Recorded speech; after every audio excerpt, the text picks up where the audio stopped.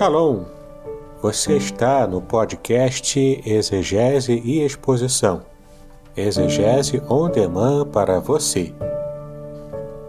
Aqui é o Davidson Bignon. Eu sou mestre em Ciências da Religião, professor de Exegese Bíblica no seminário, pastor congregacional e também publisher editorial. Eu ajudo pastores e líderes cristãos a fazer estudos bíblicos na igreja sem ter problemas com interpretações erradas. Então, se você está pensando em compreender a sua Bíblia com segurança, não deixe de assistir a mais episódios como este aqui. Muito bem, então assine o canal, acione o sininho, curta, comente e também compartilhe. Você poderá me dar uma força me ajudando a ampliar o alcance com os estudos bíblicos de qualidade na internet.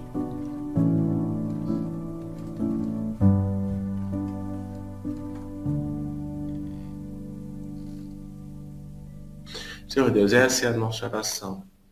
Queremos exaltar, glorificar o teu santo nome através dessa live. Em nome do seu Filho amado Cristo Jesus. Amém. Queridos, eu quero então nesse momento convidar o pastor Davidson, para que esteja aí conosco, assumindo aí, o papel de estar compartilhando aí com os amados irmãos acerca do casamento de família segundo a cultura bíblica. Tudo bom, Davidson? Tudo bem, pastor Aderson? Tudo bem? Bom dia a todos. Shalom. Deus nos abençoe nesse dia. Amém, shalom. Na semana passada nós tivemos um imprevisto, fugiu do nosso controle, E hoje nós estamos aqui, talvez alguém que daqui a pouco se conecte vai falar assim, mas pastor, eu perdi, como é que funciona? Calma.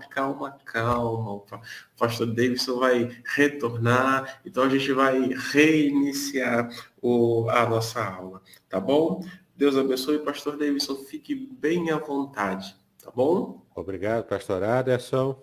Embora a gente tenha tido um problema na semana passada, mas estamos aqui para reiniciar tudo, que a minha internet caiu e eu não percebi, fui seguindo direto, só percebi quando terminei a parte do que eu tinha separado para dar aula e então eu percebi que havia problema. Mas enfim, nós vamos, se Deus quiser, dar tudo certo hoje, Muito bem, eu quero convidar você mais uma vez a conhecer o meu livro, Salmo 23. Eu fiz um comentário, palavra por palavra, versículo por versículo, do Salmo 23, segundo o que está no texto hebraico. Então, se você tem interesse por esse assunto, faça contato comigo para conhecer o livro Revelações Originais do Salmo 23, que foi o tema, e o conteúdo também daquilo que trabalhamos na série anterior aqui da Igreja Congregacional de Aracruz, junto com o pastor Aderson e a Cris também, Esse aqui é o livro que é a base da nossa série atual, A Ética do Casamento Judaico, também de minha autoria. Ele, na verdade, é minha monografia de mestrado. E aqui você vai conhecer, como a gente vai ter umas noções aqui nessa série, sobre como a Bíblia vê as questões relacionadas ao casamento e também à família, como é que funciona a família, funcionava antigamente. E essa ética judaica foi assimilada por nós no cristianismo, portanto se torna a ética judaica cristã do casamento e da família. E a gente vai entender durante esse período aqui, essa série, por que Satanás ataca tanto a nossa família, Por que ele tem interesse em nos atacar tanto? Então, se você tem interesse por esse assunto, te convido a continuar com a gente aqui nessa série sobre família e também a adquirir os livros, para que você possa conhecer. E também tem um detalhe. Todo o slide que eu for apresentar hoje, provavelmente também na semana que vem, já está disponível para você. Você pode entrar no meu canal do Telegram, chamado Exegese e Exposição. Vai lá no Telegram, digita lá, busca Exegese e Exposição. Você vai achar o meu grupo lá, o grupo especial no Telegram, e lá já está disponível em PDF o conteúdo do que eu vou apresentar aqui para você, tá bom? Para você então ter acesso a todo esse material juntinho a você. Muito bem, vou estar aqui então compartilhando tela, vou pedir ao pastor Aderson para que esteja liberando, para que eu possa então estar compartilhando a tela.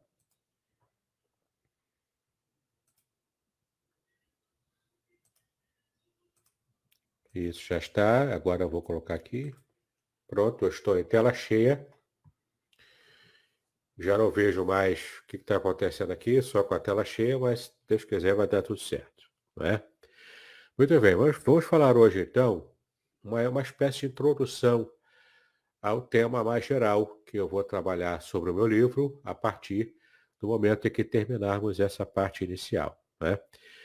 Chama-se As Bênçãos Familiares do Salmo 128. E é esse material que você vai ver aqui na tela que está disponível para você no grupo do Telegram.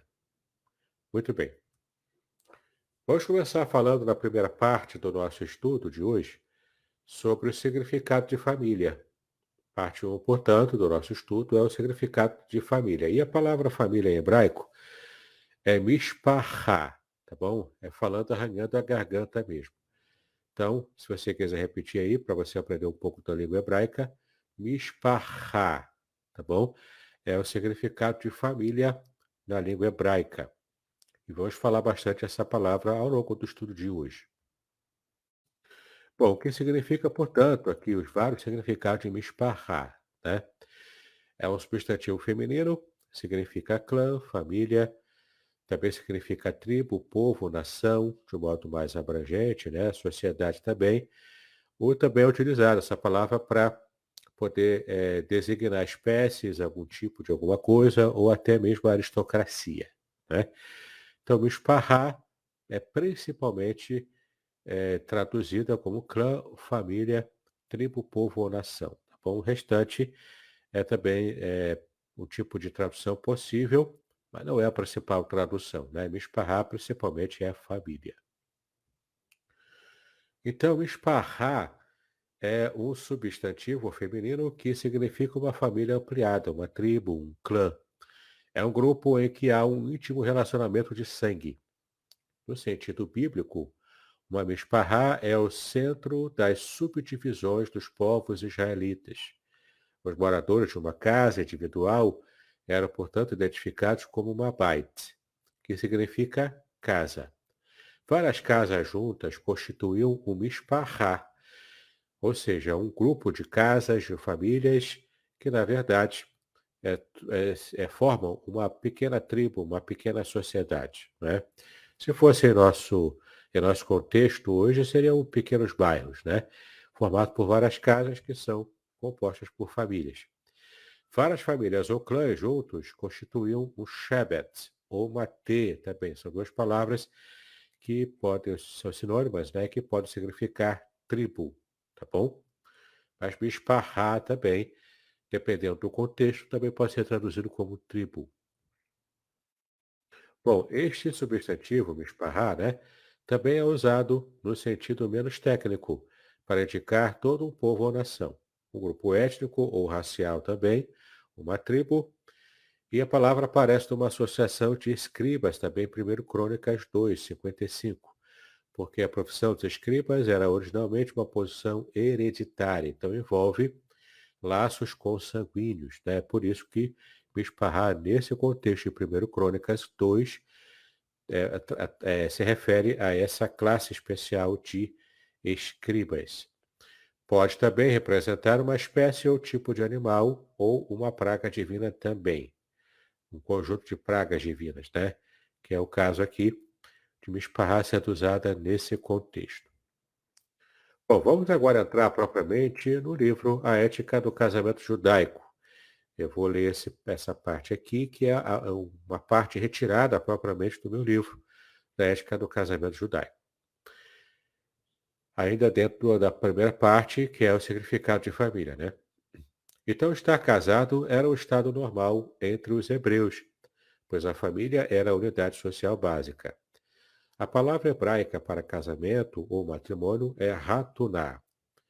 Então, mishpachá, família, ratunar, casamento, ou a própria cerimônia do casamento.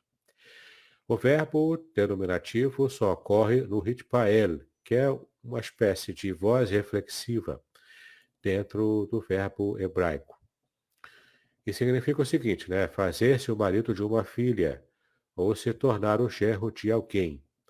É isso que significa ratunar, tá bom? Ou seja, é sempre eu me tornando o genro de um pai, né? De um pai de uma filha.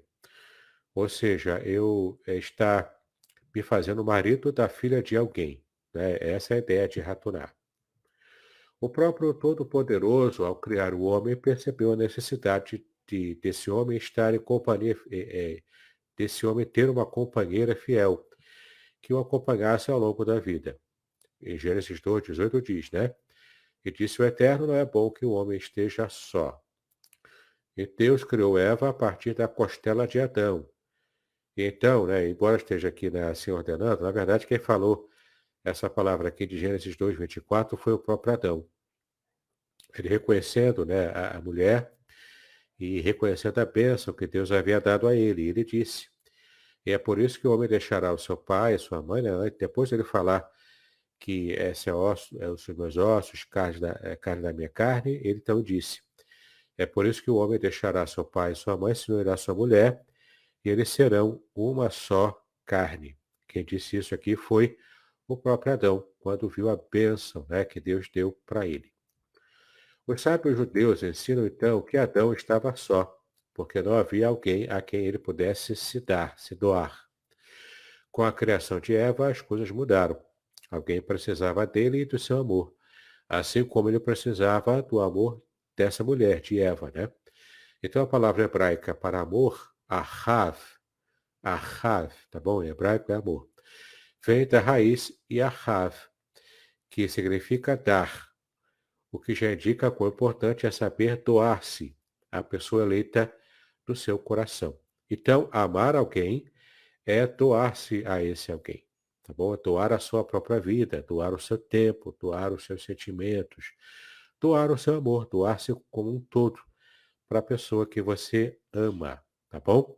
Esse é o sentido bíblico da palavra amor, que é o verbo ahav, tá bom? O casamento não é uma instituição criada pelos homens, mas sim um mandamento divino. O homem e a mulher foram criados de tal maneira que o seu estado natural é a união, e ao se unirem, realizam plenamente a imagem de Deus, como está lá em Gênesis 1:27, que Deus criou o homem e a mulher à sua imagem e semelhança. Então, há uma dimensão da imagem e semelhança de Deus que só dentro do casamento é que pode ser espelhada, que pode ser apresentada. Claro que o homem sozinho e a mulher sozinha também são a imagem e semelhança de Deus, é lógico. Mas há uma dimensão, especialmente a dimensão coletiva de Deus, porque Deus é um coletivo, Deus é uma família. A Trindade é uma família, não é? Deus Pai, Deus Filho e Deus Espírito Santo. Então, esse coletivo divino, essa família, que forma uma única unidade coletiva, por isso Deus é um só, a Trindade fala isso, Deus é um só, que se divide em três pessoas distintas. Deus Pai, Deus Filho e Deus Espírito Santo, formando uma única unidade. Essa unidade é a família divina, é a família chamada Deus. Então, quando quando o homem se une a uma mulher, e formando uma só carne, uma só família, isso espelha a própria natureza de Deus. Isso traz para outras famílias, para outras pessoas dentro da humanidade, mostra para eles o quanto a harmonia deve acontecer, porque isso é, de fato, a imagem e semelhança de Deus revelada através do casamento. É muito interessante a gente perceber esse conceito judaico com respeito ao casamento, envolvendo, claro, Adão e Eva já desde o início, antes mesmo do pecado, né? Então, o casamento é um mandamento divino, de acordo com o que a Bíblia revela. Os profetas usaram o matrimônio como a figura do amor de Deus para com Israel.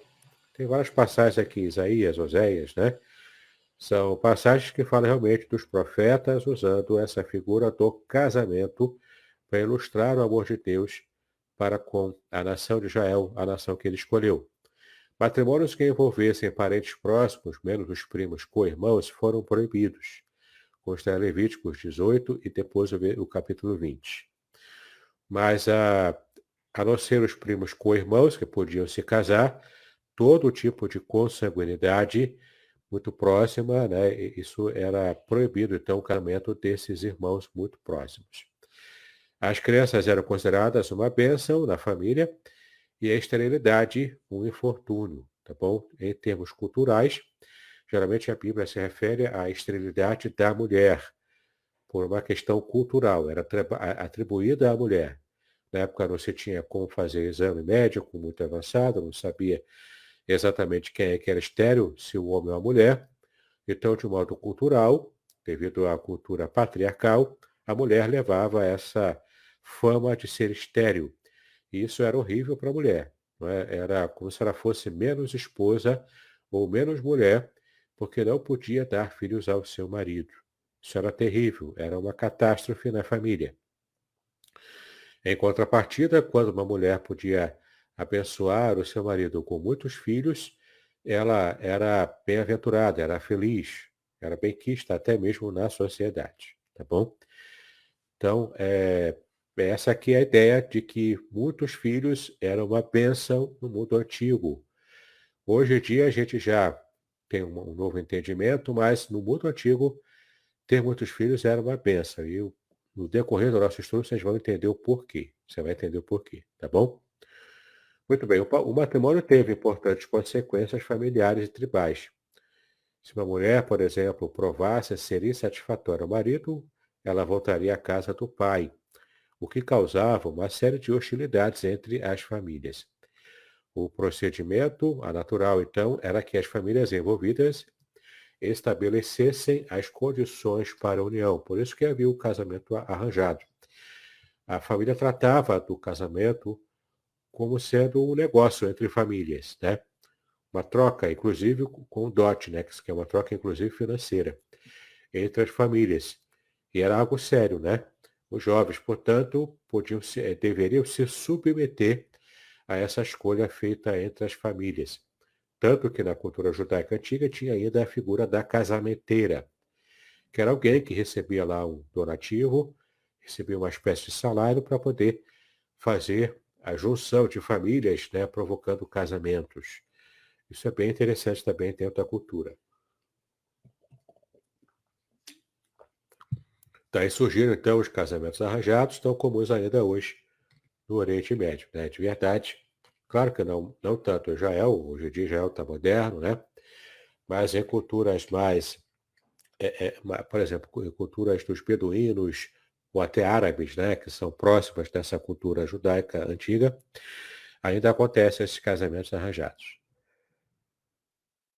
Isso não excluía automaticamente o consentimento do casal. E casamentos por amor também eram possíveis, apesar de raros. Ou seja, a ideia era, eu me caso com alguém que minha família escolheu, não amo essa pessoa ainda, nem conheço ainda, né? Em alguns casos só se vê a noiva, o rosto da noiva, né? No dia do casamento propriamente. Mas a ideia era o seguinte, eu caso e aprendo a amar essa pessoa. Como que eu vou amar? Me doando a ela, né?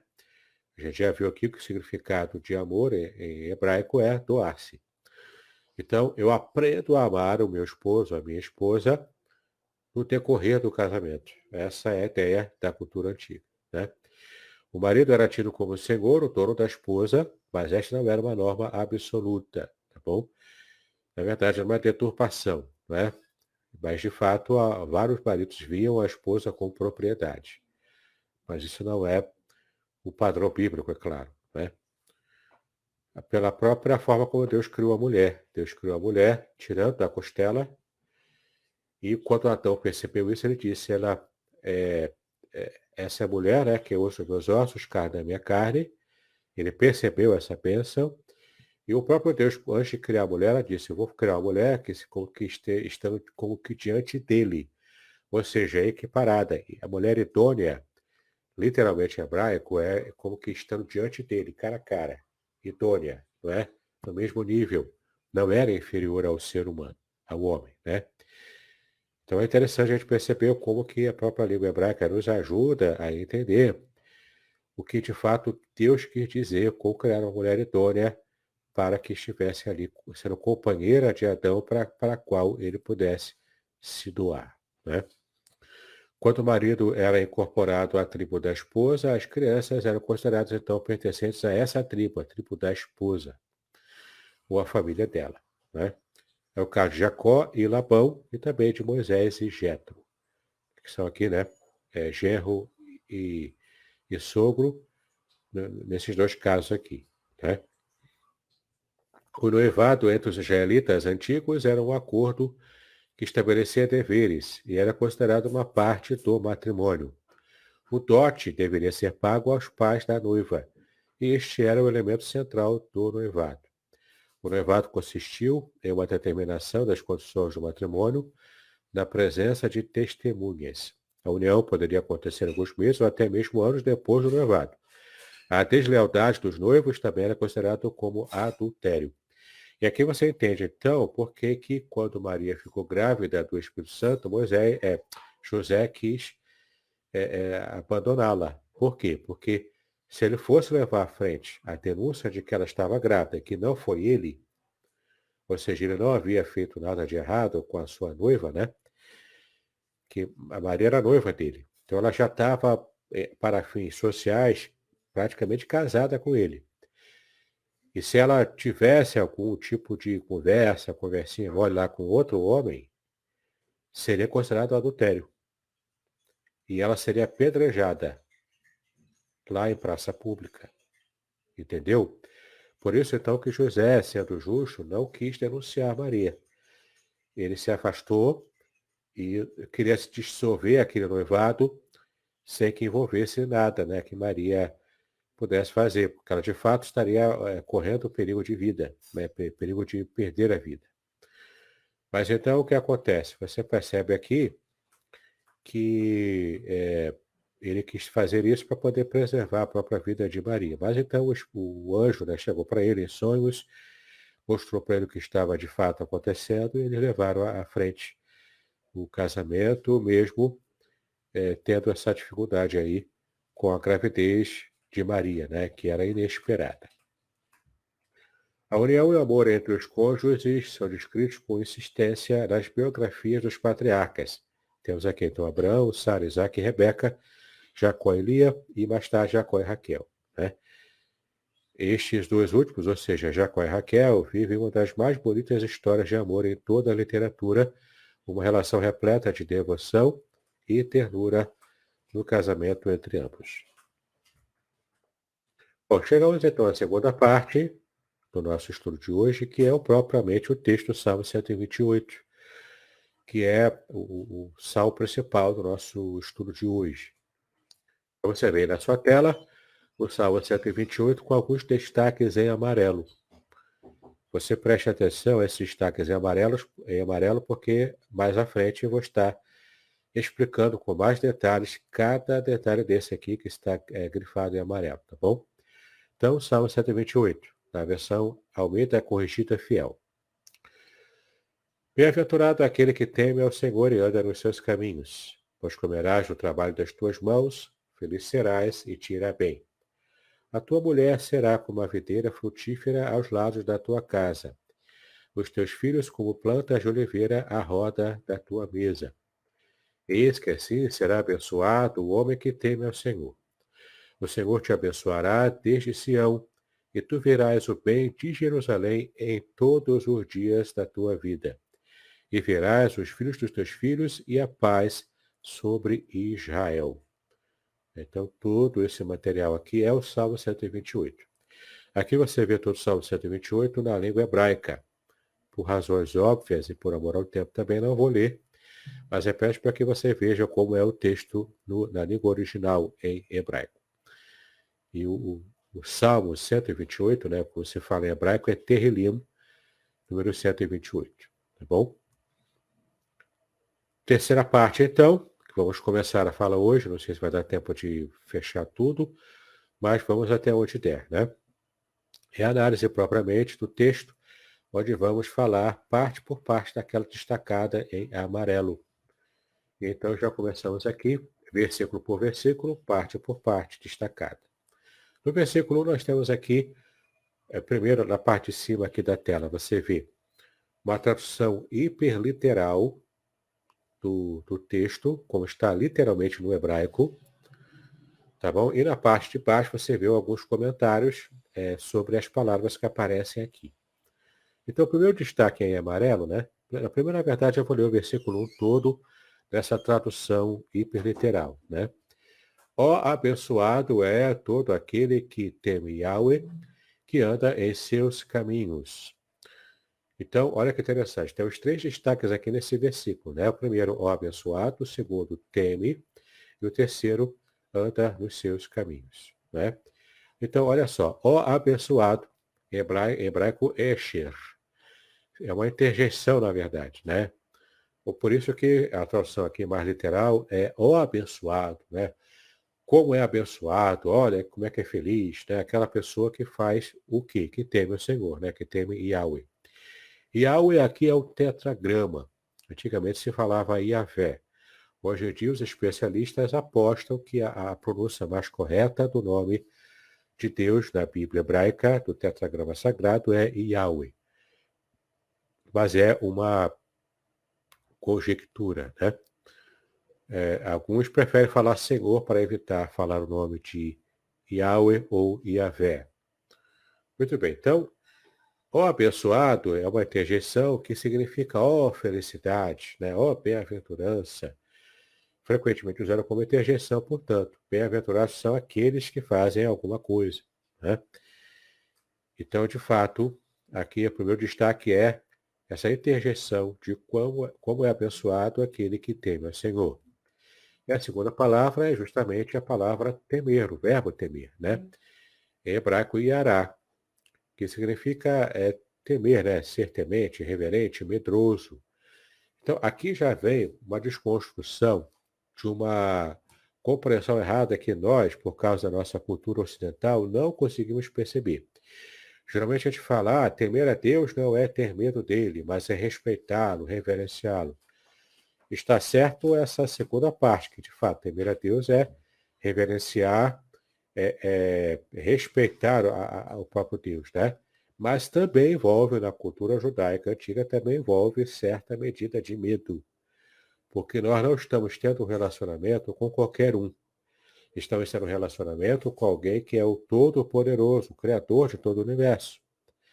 Então, não é um relacionamento entre iguais. É um relacionamento entre alguém que tudo pode e a gente, que está submetido a esse que tudo pode. Então, embora haja amor, embora haja compreensão, carinho, Deus esteja acessível a nós em Cristo Jesus, mas não podemos perder a dimensão de que temer a Deus também envolve certo medo.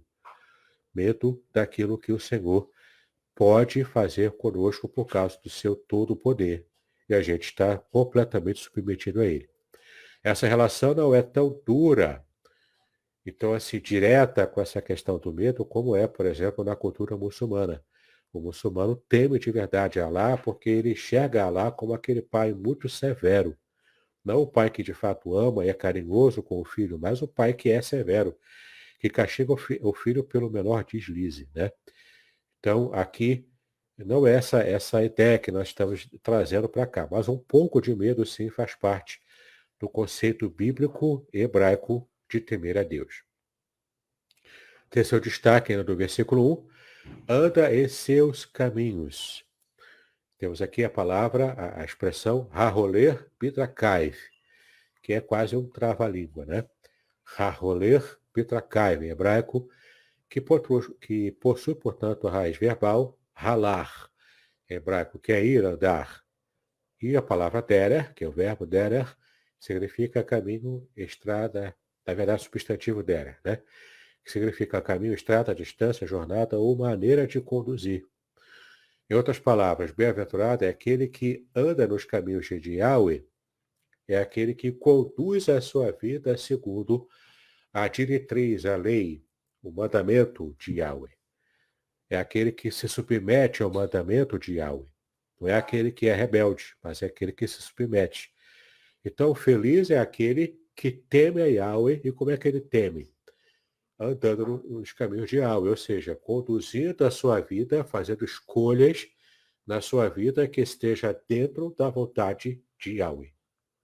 Ou seja, isso implica em conhecer a lei de Deus e implica em enquadrar a sua vida à própria lei de Deus revelada.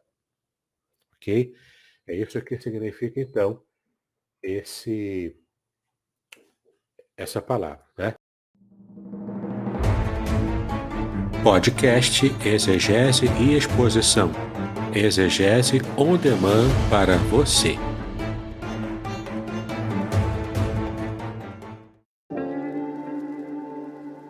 Shalom! Aqui é o Davidson Pignon. Eu ajudo pastores e líderes cristãos a fazer estudos bíblicos na igreja sem ter problemas com interpretações bíblicas erradas. Então, se você está pensando em compreender a sua Bíblia com segurança, não deixe de assistir a mais conteúdos como este aqui neste canal. Versículo 2, temos aqui 2 destaques. Aliás, um destaque só no versículo 2, né? Nós vamos ler aqui o versículo na sua tradução hiperliteral. Do produto do trabalho de suas mãos, enquanto você come, você será feliz e será bem com você. Isso aqui é como está hiperliteralmente no texto, né? Olha que interessante, né? Ou seja, você vai comer do produto do trabalho das suas mãos. Isso por quê? Porque na época bíblica, a grande ideia, né, do que seria a noção de felicidade é de você estar produzindo numa terra que é sua, numa chácara, né, enfim, né, produzindo e cuidando de animais. Então essa era a ideia de felicidade. Por isso tanta ênfase na Bíblia a Canaã, a terra prometida. Terra por isso, para poder plantar, para poder produzir, para poder cuidar de animais, né? Animais que sejam para abate ou animais para produzir lã, por exemplo, no caso das ovelhas, né?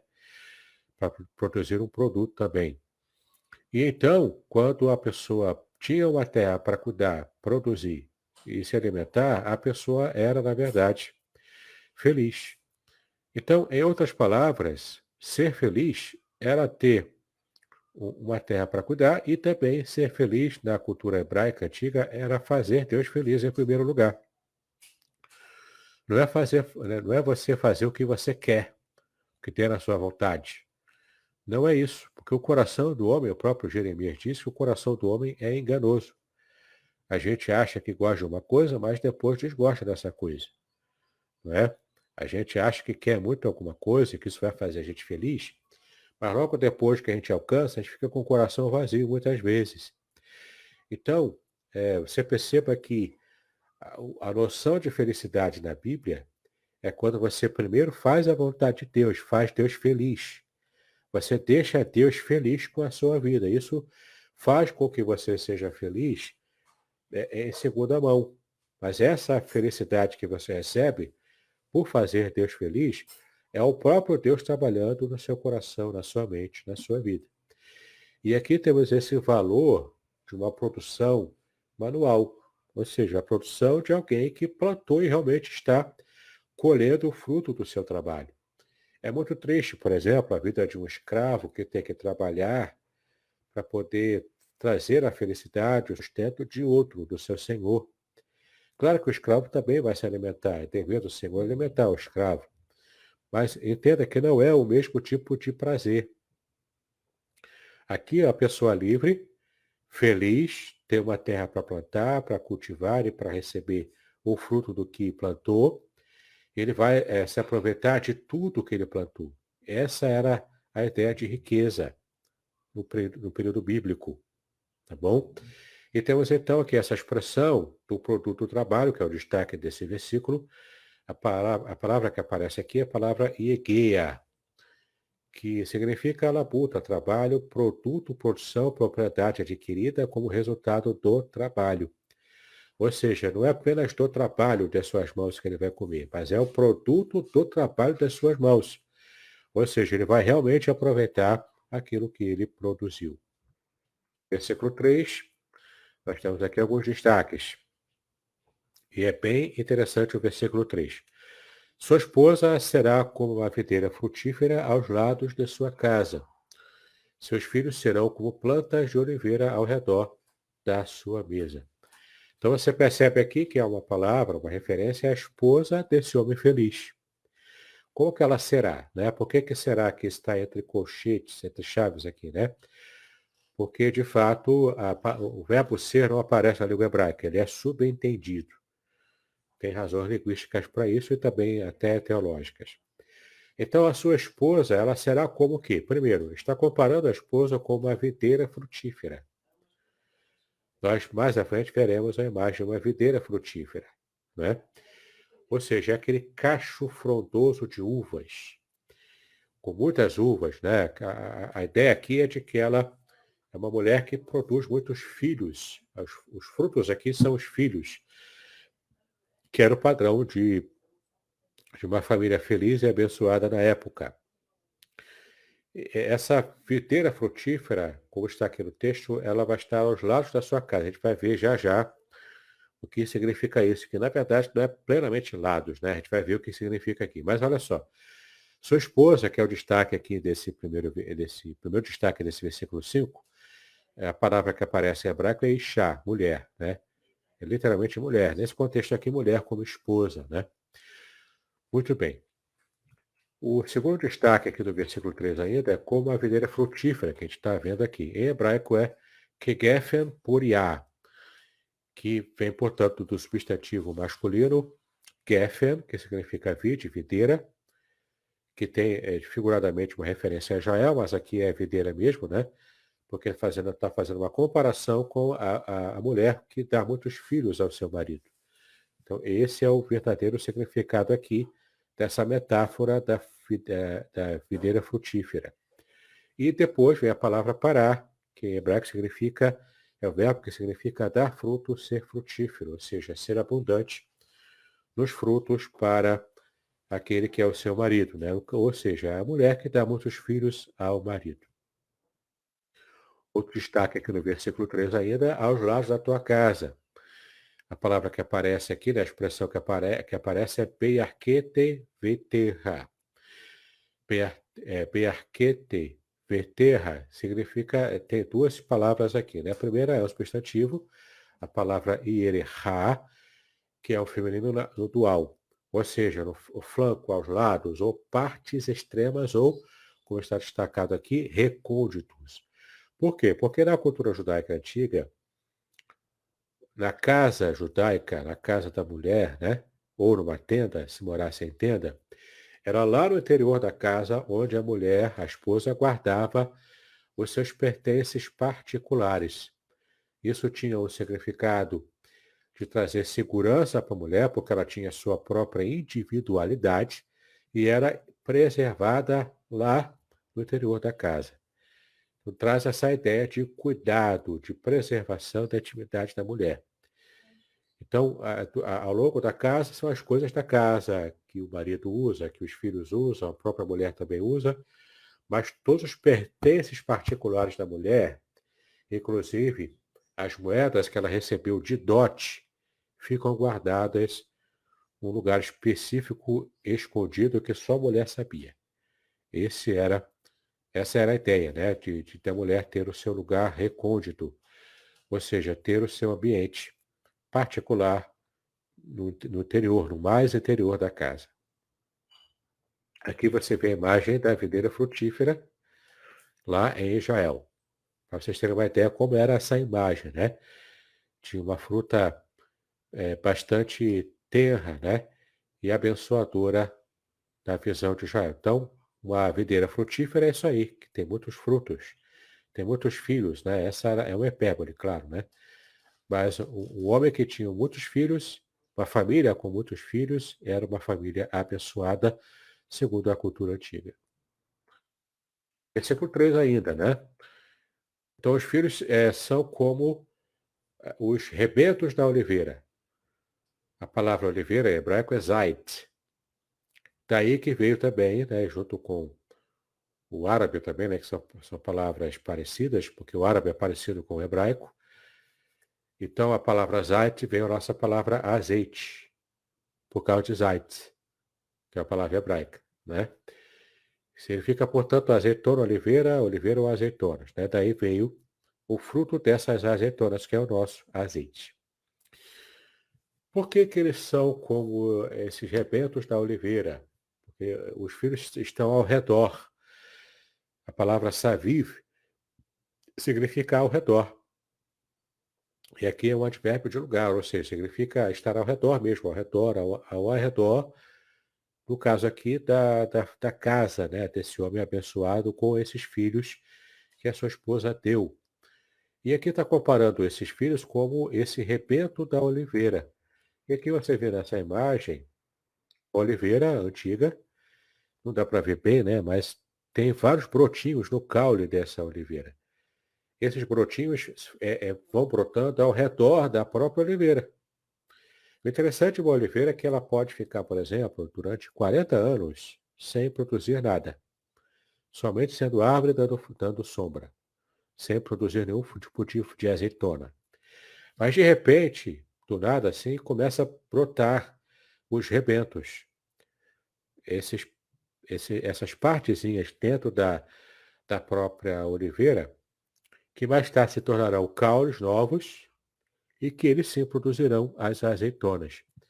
Então a ideia aqui é mesmo na velhice, o homem que é abençoado por essa mulher frutífera, mesmo na velhice, ele vai ter rebentos nascendo para trazer novos frutos a ele. A ideia aqui é a esperança do futuro. Porque o homem que é abençoado por uma mulher frutífera, ele é abençoado no presente. Ele tem uma terra para cuidar e é feliz por isso no presente. Mas e o futuro? A esperança de um futuro abençoado são esses filhos, que são esses brotos ao redor dessa árvore velha, a árvore da oliveira. Então é muito interessante a gente perceber como essas imagens mostram para nós a visão hebraica antiga do que era a felicidade, especialmente no âmbito familiar. Versículo 4, eis que assim será abençoado o homem que teme Yahweh. Temos aqui então a palavra abençoar, né? O verbo abençoar.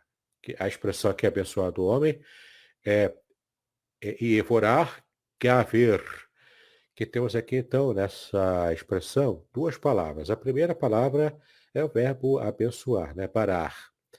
Está no lefal, ou seja, está na voz passiva, ser abençoado. Ser abençoado por quem? Subentende-se que ele é abençoado por Deus. Então assim será abençoado por Deus o homem que teme o próprio Deus, o próprio Yahweh. A palavra temer nós já estudamos aqui, não é? Que significa respeitar, reverenciar e, em certo sentido, também ter medo. Mas o que eu quero chamar a sua atenção agora aqui é a palavra gever. Gever, que é um substantivo masculino e é traduzido como homem, homem forte, homem guerreiro, enfatizando a força ou habilidade para lutar, ou seja, o homem viril. Diferente da palavra ish, que é a palavra mais geral para homem, ou mesmo a palavra Adam, que também significa humanidade, homem, mas aqui é Gever. Gever é o homem viril, o homem forte, o homem guerreiro, o homem com H maiúsculo, o homem macho.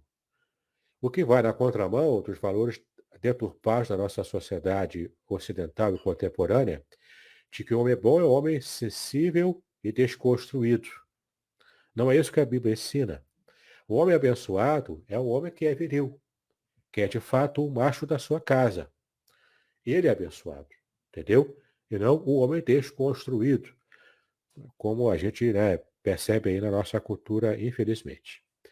Então, há uma luta cultural que nós enfrentamos para poder, de fato, resgatar esse sentido de masculinidade bíblica que tem se perdido tanto hoje em dia. Versículo 5, abençoe a você, Yahweh. De onde? De Sião. E você poderá ver o que? O bem de Jerusalém todos os dias de sua vida. Então, qual é o lugar da bênção? É de Sião. Em hebraico, Tzion, que é o nome próprio de lugar, né, que significa lugar escalvado, ou seja, lugar aplanado, escalvado. Outro nome para Jerusalém, especialmente nos livros proféticos.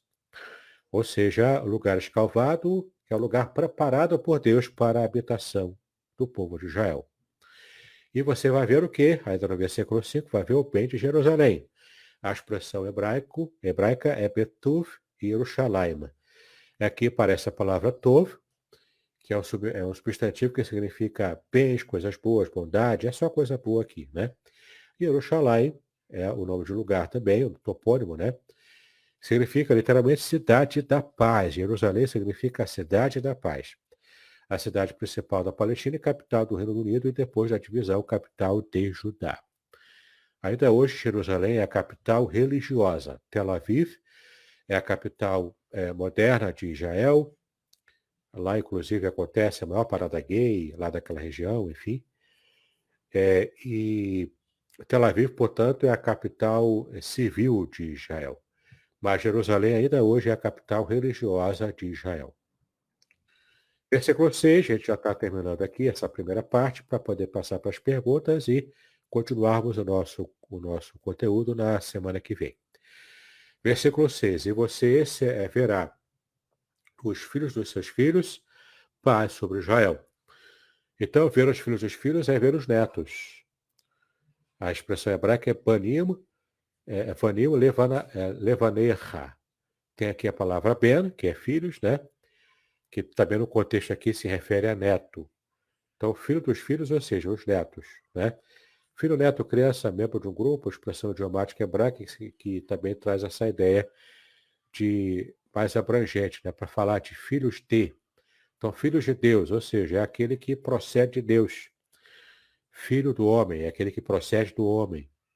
Filho da perdição é aquele que está atrelado, né? Que é um produto dessa perdição.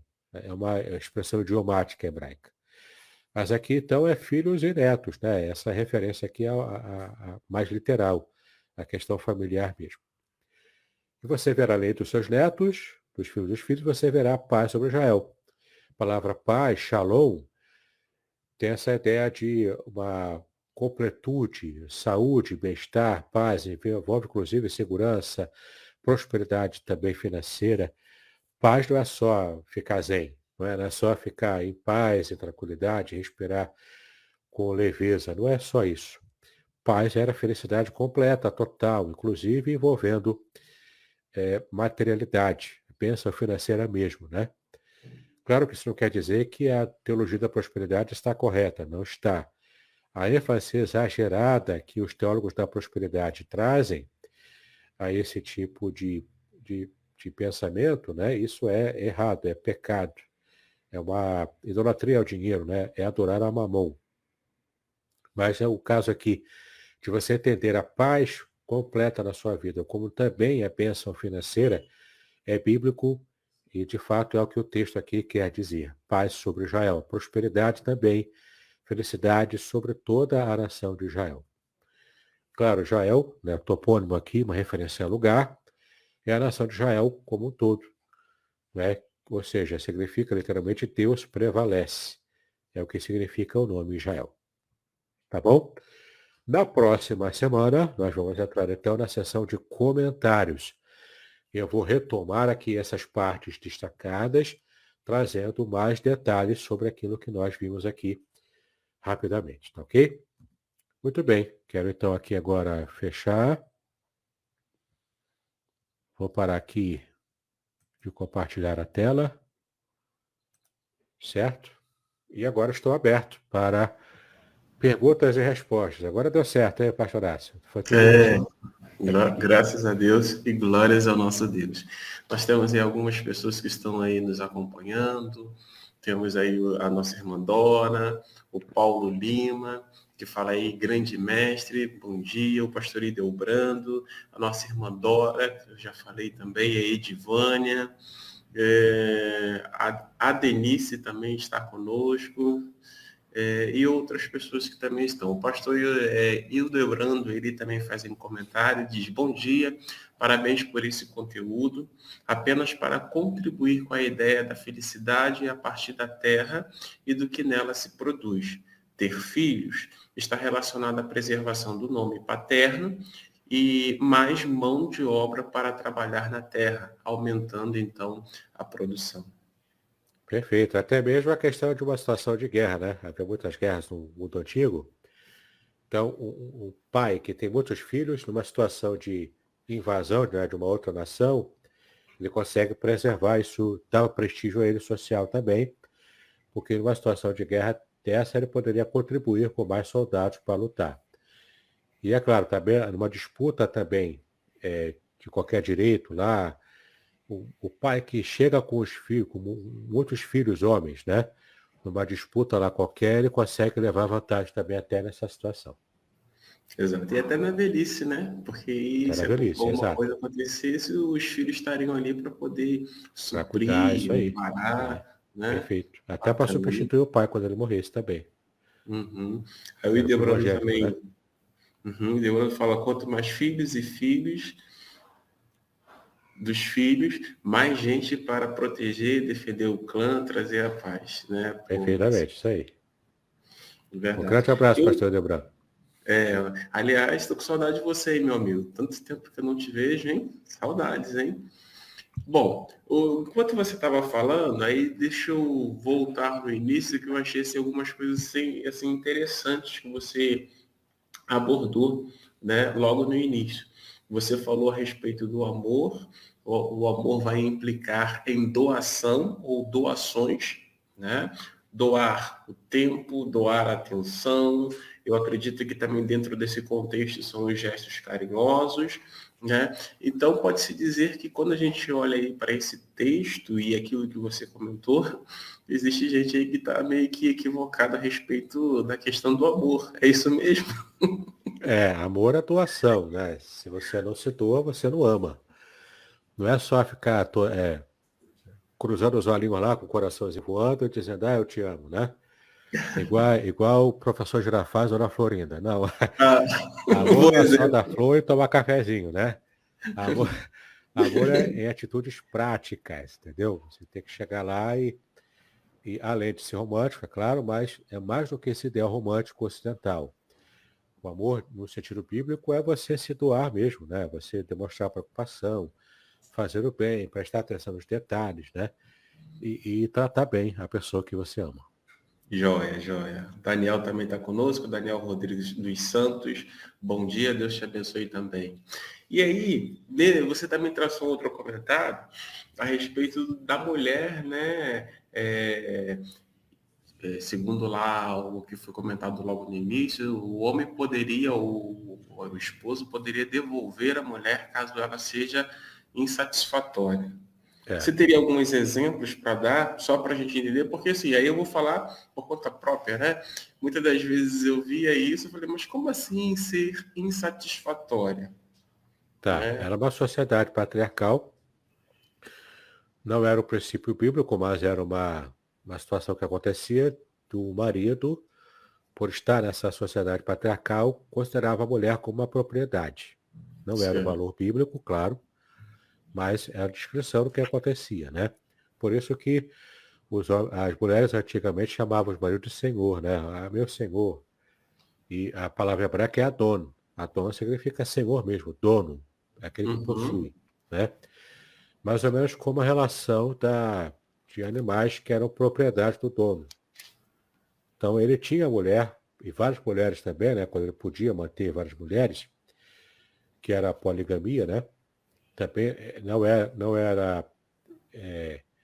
era tolerado na Bíblia por causa da cultura, mas não era incentivado pela palavra de Deus. Mas tanto que aqueles que tinham essa experiência de poligamia passavam por dificuldades sérias, inclusive uma mulher e outra, né? Uma esposa contra a outra, que era também esposa, segunda esposa, geralmente, eram rivais.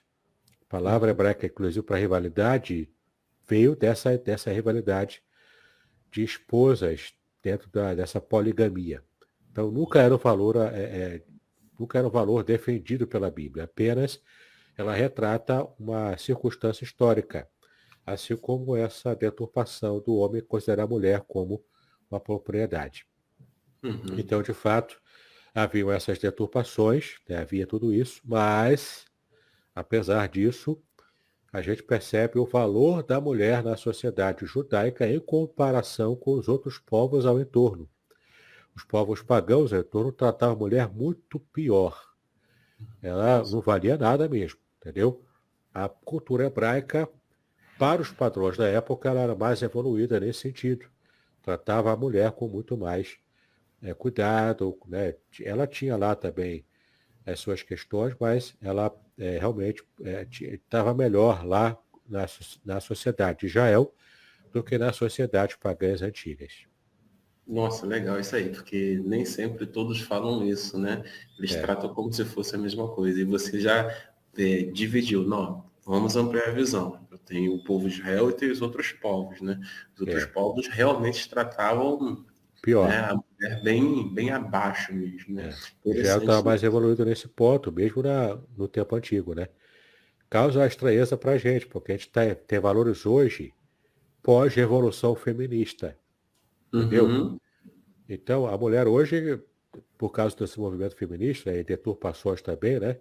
Embora o movimento tenha conquistado muitas coisas boas para as mulheres, e foi um movimento histórico importante, e temos que valorizar isso, né? Uhum. Mas hoje está deturpado, os valores hoje estão deturpados. As mulheres hoje odeiam os homens, né?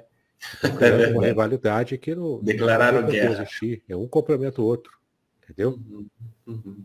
É verdade. E aí, querido, se alguém tiver alguma pergunta, é só colocar aí no chat, tá? Porque aí a sua pergunta poderá ser respondida.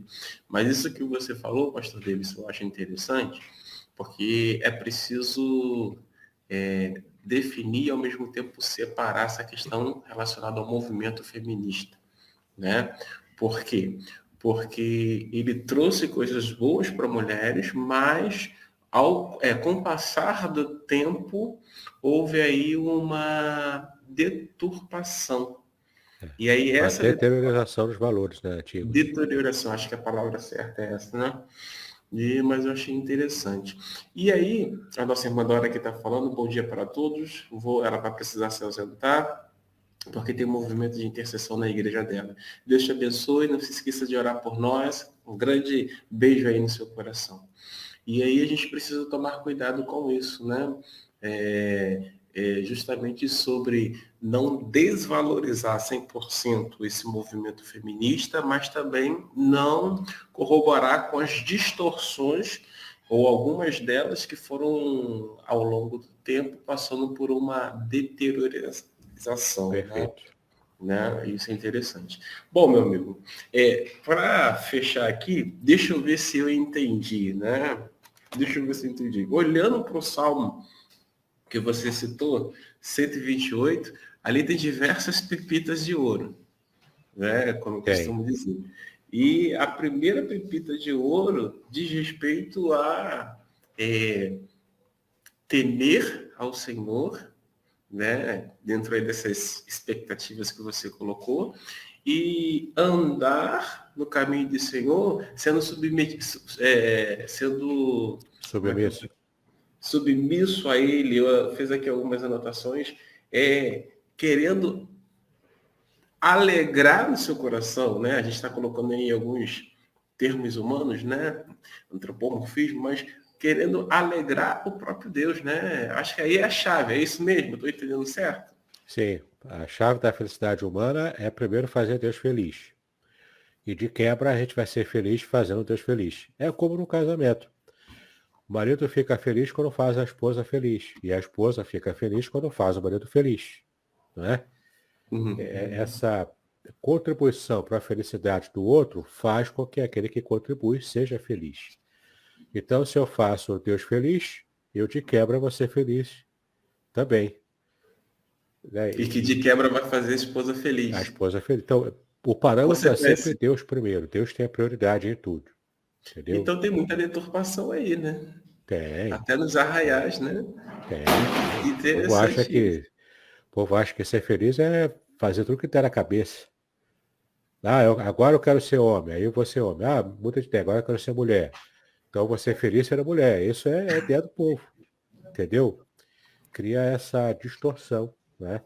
Essa disparidade, essa disforia Uhum. de gênero, né? Que o pessoal fala hoje. O pastor Entendi. Debrando fez uma outra colaboração aqui, se me Vou passar permitiu. aqui, né? Passa aí Você para está eu ler aí. falando, a Cris está aqui do meu lado, a Cris está como igreja IEC era Cruz, né? Ela tá rindo, tá falando assim, tá vendo? Tá vendo?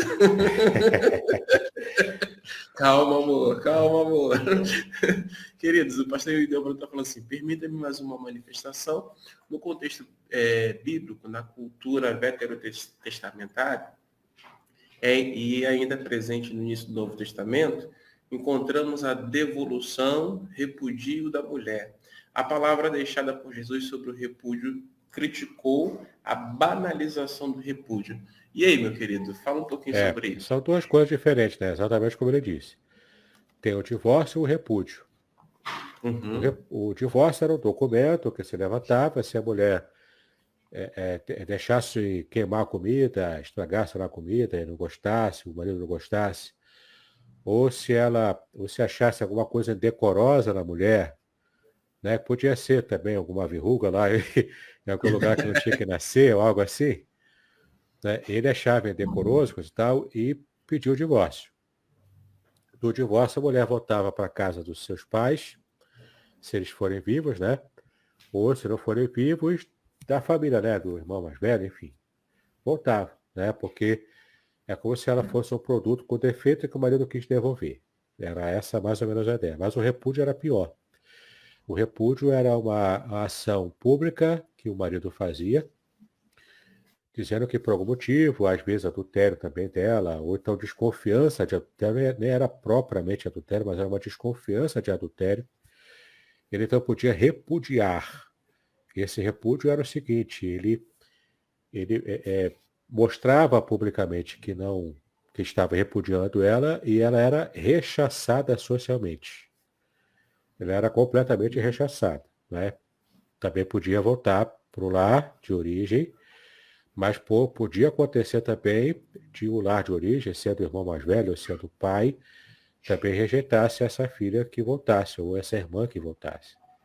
Então, era realmente uma questão bem complicada, e quando a mulher repudiada podia se tornar, ou então enviuvasse também acontecia, né? Se ela enviuvasse e não tivesse filho homem, passaria fome, ou cairia na prostituição. E a mulher Uhum. repudiada também passava fome, e dependendo se a família não acolhesse ela, podia também ter que cair na prostituição. O caso, por exemplo, da mulher do fluxo de sangue, provavelmente ela era casada antes e pode ter sido repudiada pelo marido por causa do fluxo contínuo de sangue. Provavelmente era um Entendi. mioma que ela tinha. Uhum. E isso fez então com que o marido repudiasse aquela esposa, aquela mulher, porque ela estava constantemente em estado de impureza dentro da religião judaica. E isso, claro, traria impureza para o próprio marido. E o marido não queria ficar impuro na sociedade. Então ele se despediu dela, ou repudiou, então se divorciou daquela mulher. E ela estava sozinha, em situação precária, provavelmente. E a cura que ela teve ao tocar na orla da veste de Jesus, aquilo foi tudo para ela. Aquilo foi a cura física, social, emocional, entendeu? Aquilo foi tudo para ela, realmente. Entendi, entendi. A Rose, ela fala que maravilha aprender a cada dia mais. Palavras muito bem colocadas. E o Daniel, ele fala, esta atitude teria um prazo de validade ou teria um tempo determinado pela cultura? Tinha um processo, né? Isso envolve, claro, tempo determinado. Então, mas geralmente é o homem que tinha acesso a tudo isso. A mulher não tinha direito a nada, quase. A mulher tinha que aguentar lá o rojão lá, né? Tinha que ser uma boa esposa, boa mãe. Mas quando havia amor, que esse era o objetivo, né? Quando o amor nascia dentro do casamento, era tranquilo levar, entendeu? Era tranquilo mesmo. É, a mulher vivia bem, vivia feliz. Quando há distorções, né, aí que dava problema. Realmente a mulher era mais infeliz do que o homem, geralmente. Então seria um tempo, ele pergunta. Seria um tempo, quer dizer, não é Um bem um processo prazo, que vai levar um como tempo, né? é. Ele tinha um tempo para poder chegar lá na frente. Geralmente o tempo era curto, né?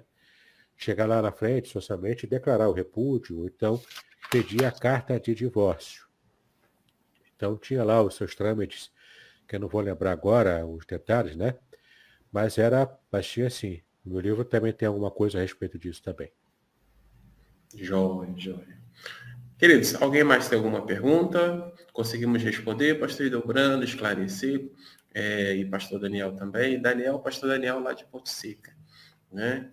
Se não há mais perguntas, a gente vai encerrar por hoje, né? A gente acabou levando um tempinho a mais e graças a Deus por isso, mas aí doses homeopáticas, não é verdade, Isso. pastor Davidson? Semana que vem eu tenho a segunda, até a última parte do estudo, que a gente vai retomar algumas coisas do que falamos hoje para relembrar. E vai ser bênção, vai ser realmente bênção.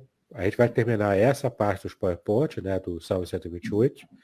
Aí depois da outra semana, aí sim começamos o material do livro em si, tá bom? Ok.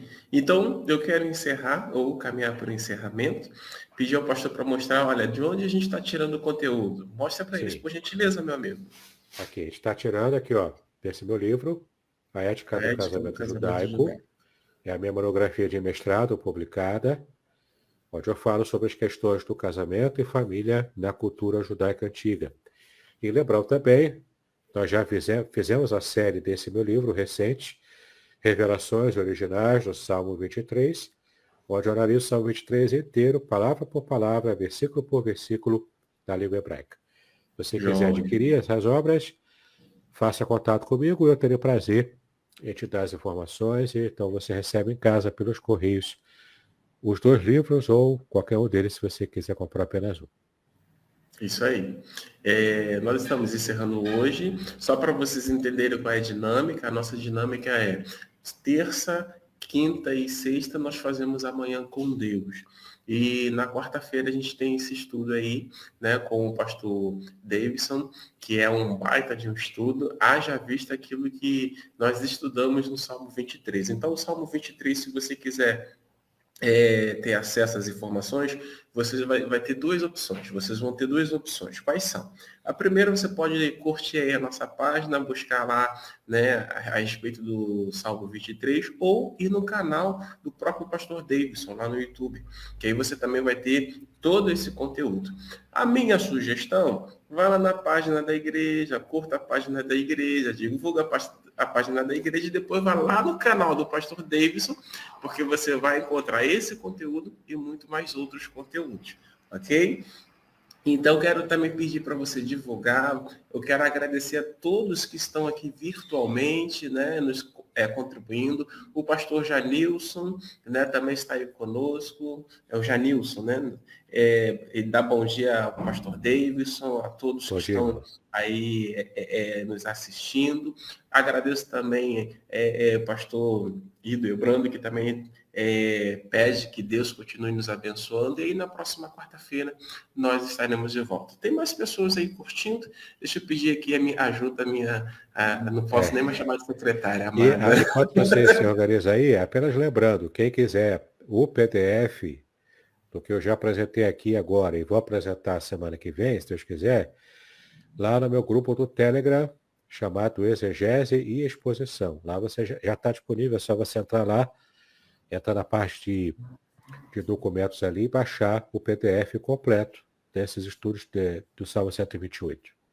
Exato. Baixa, estuda. Na próxima quarta-feira já vem, tragam perguntas e divulgue, tá bom? Queremos agradecer então a participação de todos e eu quero pedir então, pastor Davidson, a gentileza de encerrar com uma oração, né? Claro. Agradecer a Deus por tudo aquilo que ele tem feito e ainda vai fazer nas nossas vidas. Amém. Vamos orar então. Para te exaltamos pelo privilégio que tivemos de estudar a tua palavra no dia de hoje. sabendo que o Senhor está abençoando a nossa vida em particular, abençoando também a nossa família, abençoando a nossa nação através de famílias e pessoas abençoadas.